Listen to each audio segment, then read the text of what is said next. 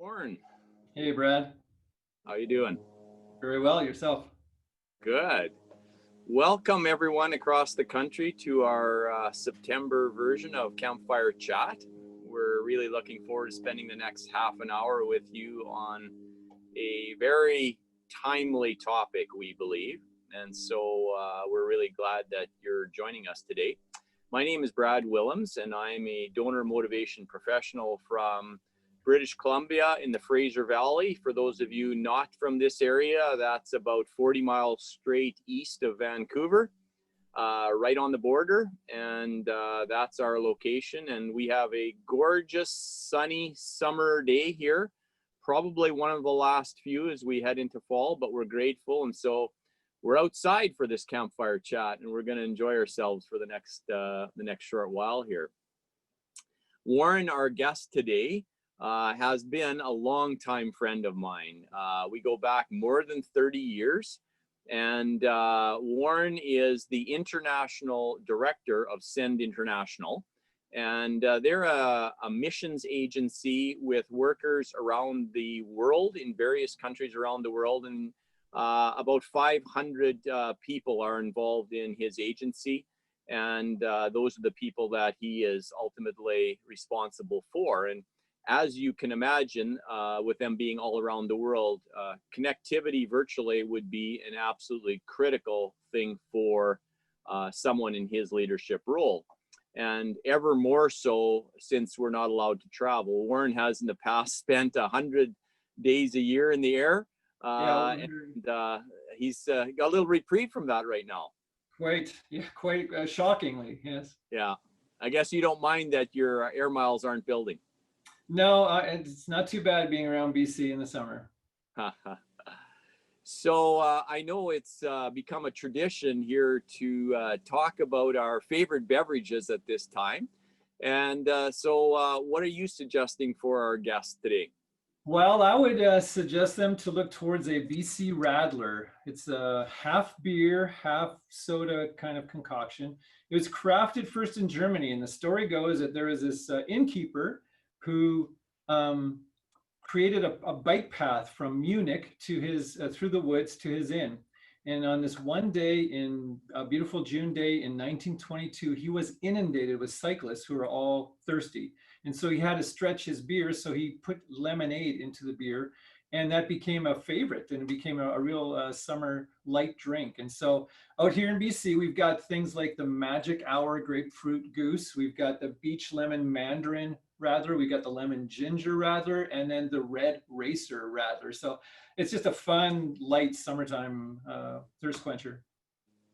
Well, in the theme of light summertime thirst quencher, when I asked Serena what drink I should come with, I said my favorite is cranberry and soda. And she then burst out laughing. And I said, well, what about a peach cooler? And then Paul Nazareth was giving me the gears for that. So I've chosen a BC white wine for today, just to let you know about one of our favorites. And the neat little story about this, the winery is Laughing Stock Winery. It was actually founded by a friend of mine a number of years ago, who was an associate of mine in the investment and financial planning business. And he decided that winemaking was actually his first love. And so he started his winery and he called it Laughing Stock, a bit of an irony on the markets that he had come from. And one of the neat things about this company, and it's quite interesting, is their marketing angle. So they have their portfolio series wines. And on each one of their bottles, I'm not sure you'd be able to see it on here, but they have shown the ticker tape of the stock market price of various Canadian stocks on the day they picked the grapes for this particular version of wine. This is a Pinot Gris. And I see on here that on the particular day in 2019, they picked these grapes. We have TD Bank on here. Bank of Nova Scotia shares were trading at $75.67 on the day they picked this. So kind of a fun way they've chosen marketing. And I think it's an interesting message for us in any business we are in, or the charitable services sector for that matter, that how we message and the marketing of that really does endear people to us and to our brand, Right. because our messaging and our marketing actually tells a story of us. And in his case, it told the story of his past to his new love. And so that was kind of a fun thing. And so I'm toasting a BC White. Side note, David sold his winery in the last year and has since started a brand new winery. So if you do want to follow him, it's now called 1 Mill Road Vineyard, and it's in the Okanagan of British Columbia. And I'm sure his new wines will be equal to the award-winning ones that he's created in the past. So cheers to all of you on there today. So Warren, you authored a book, and the book was called Technically Corrected. Connected. Corrected. I'm going to correct it. Technically Connected. And you started authoring this book long before there was this thing called COVID. Right. Tell us about the inspiration for writing a book like this when you didn't even know what we were coming into in the next few months. Right. Yeah. Like a year and a half ago, I started researching and doing interviews for it. For the past 16 years, I've been working with virtual teams with leadership in Asia, Europe, the former Soviet Union, and North America. 7 years ago, I moved from some offices in Detroit to where we are living now here in Abbotsford, and have been working out of my home office for the past 7 years. And so everything has been virtual. And then about a year and a half ago, like I said, I decided to reflect on my experiences, to research what others are doing, and then to collect that into some sort of summaries. I basically wrote the book for myself, but then ended up sharing it with others. So in a few sentences, give us an overview of this very timely book. You can significantly improve your virtual team experience by understanding what causes feelings of distance and disconnect, and by bridging that distance through proven activities, proven team norms or actions that open the way for deepening trust and greater innovation. That's an elevator speech I like. You've given that one before.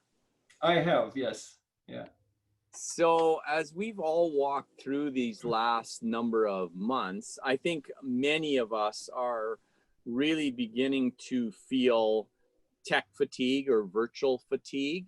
It seemed like in the beginning phases of this, many of us, and certainly me included, probably not you because of the world you're in, but certainly for me, I was just learning how to use technology. Like, how do I actually sign on and invite someone to a Zoom call? Right. And we worked through the first number of months all just sort of learning technology. And here we are now. I think most of us that are working in these fields have a pretty good feel and understanding of how to use the technology, but we're sort of coming upon this fatigue type of thing from using it more than we probably wish. Yeah. But it doesn't look like it's going to end in the near future. No. So what does that mean for us? What are the things that we need to start thinking differently about as we start, or as we move to a longer term use of technology like this in our worlds to still create impact? Well, a couple of things. I think we need to realize that this is not simply an interruption, but as some authors have written, this is a disruption. And so one of the factors of that being a disruption is that we need to create sustainable workflow. We need to create sustainable ways of engaging on a virtual platform that doesn't bring us fatigue all the time, or doesn't bring us crippling fatigue. So, you can try something new and experiment with it and go for it for a while and push it for a while, but and a lot of people were hoping that, well, this will be a couple of weeks, this will be a couple of months, and it's not. It's continuing to extend with a second wave now coming in Europe and that kind of thing. So we've got to figure out ways of how to take this environment and this teaming and both a relationship with donors that we're experiencing online and make it sustainable, develop practices that make it sustainable. Yeah, it was interesting. I heard an author talk about this not too recently when we talk about how this is such a transformational change.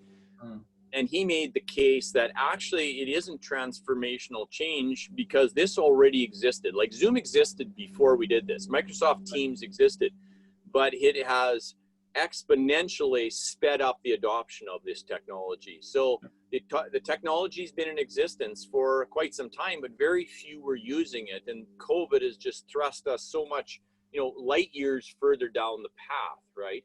And so, and there's this element of, oh, I'm still working with my team, so the things that I used to do should just translate into this virtual environment. Or I've been meeting with these donors, one-on-one, and then I had to do phone calls sometimes. So now that whatever I did there should just simply translate to what I'm doing here now. And that's not always the case at all.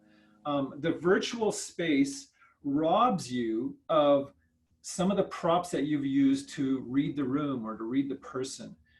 Body language, and especially those unscripted moments that you have with a client or a donor or your team in the hallway, at the coffee bar, the stuff that's not on the agenda, the stuff that's around the meeting, the physical face-to-face meeting. We have now been robbed of those things, or they've been taken away. And so now you have to learn how to read the room or read the individual in new ways when you're only seeing this much of them and you don't see what's going on in their environment. So what happens in this virtual environment is that there's distance created. Researcher Karen Sobolejewski really opened up my eyes to a couple of big buckets of distance in her work, Uniting the Virtual Workforce. And you can basically summarize the kinds of distance that we experience in virtual teams or in virtual calls in three big buckets. One would be location. If you're on the West Coast, let's say you're talking to a person in Nova Scotia, you've got 3 time zones that you've got to cross, and you just got to manage that. It gets more complex when I'm talking to someone in Taipei. That's now 16 hours difference, or will be as soon as we go to daylight savings. And then, but if I got to join my coworker in Skopje, Macedonia to that, now I've got to, I have to juggle, and you have to use some tools to find out what the time zones are for everybody and when the optimal times are going to be meeting. So location brings us a sense of disconnect and distance. The second bucket is people. If you have cultural differences, I'm dealing with Filipinos and Eastern Europeans and Russians and some Chinese, those cultural dimensions come in and they can create a sense of distance on a virtual team. And the reason why we encounter those more so now is that when you're forming a team for a task force or a special project, you can get expertise from almost anywhere in the world that has internet connection. And therefore you can, get into those situations where you're dealing with multiple cultures and bringing them into a team. So you got location, you've got people, and then you got this process. And these are challenges with internet, challenges with how do I log on? How do I invite people to a Microsoft Teams call? How do I utilize this software? How do I input my data? And how do I draw out the data from the teams? And here's a pretty important tip, I think, for all of us, no matter what your engagement with the virtual platforms are, is that as much as possible, you need to level the playing field with the person on the call. So if you're talking with a donor and the donor doesn't have much experience with Zoom or Microsoft Teams or WebEx or whatever, take the time to walk them through and say, well, this is how you can upload a file. This is how you can download a file. This is how you can put in a chat. This is how you can share your screen. Because when a person is struggling with the technology, they feel unempowered. And it's if you want to empower your clients or empower your teammates, you need to get them all with the same amount of knowledge about how to use the technology. So if you see me swatting here, I have a bee that's really loving my white wine. And if you hear me scream, it's probably because he got me. So I'm swatting over to try and keep this little this bee away from me here. So yeah, I mean, I think it is really it's really important, and we see this in our client interactions too. And we're trying to use these technologies that spending some time with getting to know how to use the technology with the person that is really, really important to give them a sense of calm about what they're going to experience next. And for our audience today who are potentially dealing with donors in various time zones, donors who maybe don't want to come for face-to-face meetings, and maybe in the stats would say many of them being more elderly of our society, these sorts of things can become very unsettling. Yeah. But at the same time, we don't want to lose our relationships with these people just because we have a pandemic going on that doesn't allow us to be face to face. And so spending some time getting ourselves to know the technology well enough to be able to help the person on the other side to understand and interact with us is really, really critical. It is. And it takes time. I had to help my 91-year-old father-in-law who is locked into a care home figure out, do some technology things. And it's difficult and it's challenging, but it's worth the time because, as I said before, without that, they feel very unempowered. They feel very much like they're at the mercy of you and the technology. So we can empower people who will then, that will lead to greater engagement if they feel empowered. Right. So, are there other things that create distance on virtual teams or virtual conversations? No, these big three buckets of location, people, and process are the big three. The consequences then is that they combine to make us feel, if we're talking about a team now, they combine to make us feel uncoordinated and disconnected. And when that happens, work slows down, innovation drops, and satisfaction falls as well. And trust then just becomes harder to build. So you have, you're on calls, up to 20 hours a week you're spending on these sorts of calls. So you're clearly incredibly experienced at it. We've had a question come in from one of our listeners today, and they're saying, what are a couple of things you can do early on in a call to bring people along and get them attached to where you're going and get them feeling like they're part of this? Like, are there a couple of tips for the early part of a Zoom call or a meeting to draw them in? Let me approach that answer. Great question. Let me approach that from a team kind of context and then just a one-on-one kind of a context.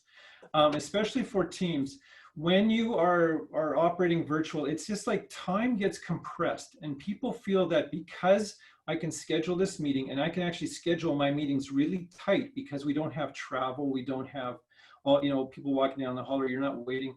When we get into the virtual environment, it feels like everything gets compressed.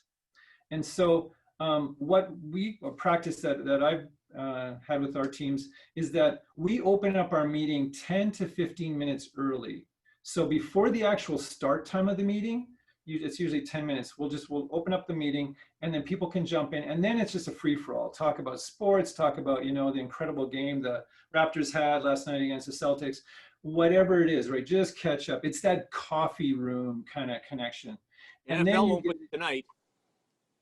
We'll see, right? And then you get people just kind of relaxed a little bit, right? And they're human. And it's not like, because typically you get into a call and it's like, here's the agenda, boom, let's go. We're maximizing our time because we only have an hour or only got 2 hours, whatever. So move away from that maximize the time thing and create those moments when you are able to let people just hang out. One-on-one calls, a similar kind of thing can happen. It's like you want to become human and you want to see them as human in that call. A couple of things I've asked our people to do is once in a while, I'll just say, okay, show me the room that you're in. And I'll just say, okay, so here's my office and my downstairs in my home and just give people a tour of the space that you're in. So they get a picture that it's more than just this, this chop of you on the screen. So you've got your backyard going there, right? It's a beautiful place. And it just helps us get a feel for where you're at. And that puts some humanity around the individual. Again, and then being able to use the tools of the platform that you're working on, or are there immediately the things that come to mind? Right. So, what do you say are a couple of the ways, in addition, that we can sort of close the gap and and lessen that distance that we feel? Are there other tools that you're using or other techniques? I mean, it seems quite easy. I've done quite a number of sort of the one-on-one calls, Yeah. many hours worth in my line of work. And it seems like it's not as difficult there once you're able to see the screen, and like we are doing right here, where we've clearly got the ability to, I can look into your face and I can get most of your facial expressions and stuff. But are there any other things that you're using or doing that would help us in these areas? Yeah, so in preparing for writing the book, I interviewed over 20 people, some in the for-profit sector, some in the non-for-profit sector, and did a lot of research into other writers who into this space. And what I came away with is that intentionality is the key. If you want to lessen the gap that the virtual landscape creates for us, intentionality is the key. And just some examples of that. In a face-to-face meeting, there's a lot of free flowing, and there's people are more facilitative and free flowing. That becomes difficult to do when you have more than 2 people or 3 people on the call. If you've got a team of 5 or 7, or this morning I had 48 people in the former Soviet Union on a call, and to be facilitative in that context is very difficult. And to be free flowing and just kind of go with what you're reading in the room and what you're seeing in people and how they're responding, that's difficult. To have really good team meetings in a virtual platform, intentionality is the key. Now, Google released a study in November of 2015, the results of their internal study of their high-performing teams. They called it Project Aristotle, if you want to look it up. They were not merely seeking employee performance optimization. They wanted to not only influence how people worked, but how they worked together. Now, they assumed going into this project that you could just figure out an algorithm. If you find the best people and a clear mandate and a great platform by which to communicate and collaborate, you would have a high-performing team. And they found that that's not the case. They found that there was no specific mix of personality types or skills or backgrounds that made any difference. The who part of the equation didn't seem to matter. What mattered was how they interact, how they structure their work, and how they view their contributions. And they came away with 5 kind of key things: dependability, structure and clarity, meaning of work, impact of work. But they said by far the biggest impact on a high-performing team, both virtually and face-to-face, the biggest impact was what they called psychological safety. Now, Harvard business professor Amy Edmondson illustrates this by saying that team members typically don't want to look stupid on a call. They don't want to be ignorant or incompetent or negative. And so to protect against appearing that way, they don't ask questions, they don't admit mistakes, and they don't offer ideas. And that prevents the team from really innovating and facing hard challenges.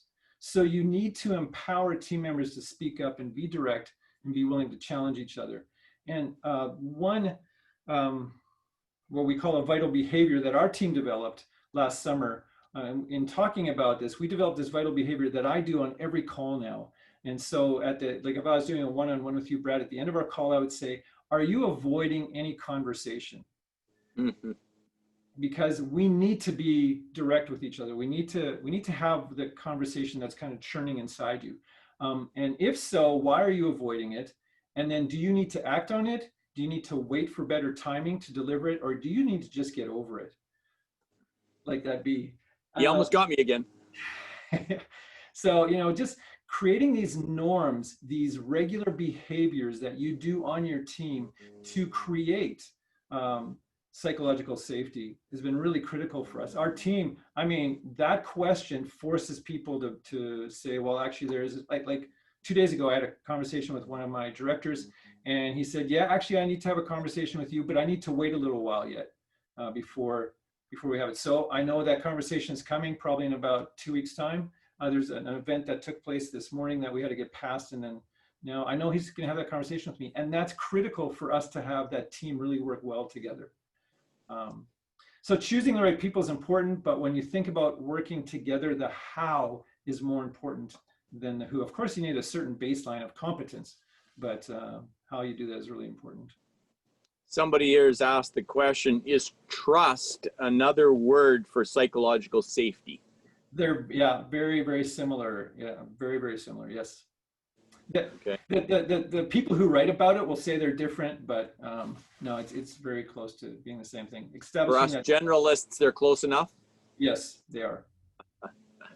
So do you have any stories that you could tell off the record, because there's nobody but you and me having this conversation Right. here, about some virtual meeting or event that went very poorly and maybe what you learned from it, and something that went really well and you learned from it? Do you have any story that would come to your mind on that? Yeah. So the poor ones are the frustration with technology, where I'm talking with I'm talking with a person in Southeast Asia, and they have a brownout, or their internet is just so slow they can't, you know, do anything. What we learned about that is that we always have to have a backup.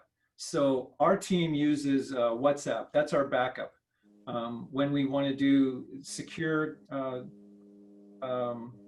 texting, we do Signal. But for, let's say we're on a call and a person drops, and I'm like, what happened to them? I'll use WhatsApp to connect, and they will know, like they'll have their notifications on. We all have notifications on our phone with WhatsApp. And so that's the backup. So when you have a call that goes wrong and it's for technology, you know, have the backup. That's really important.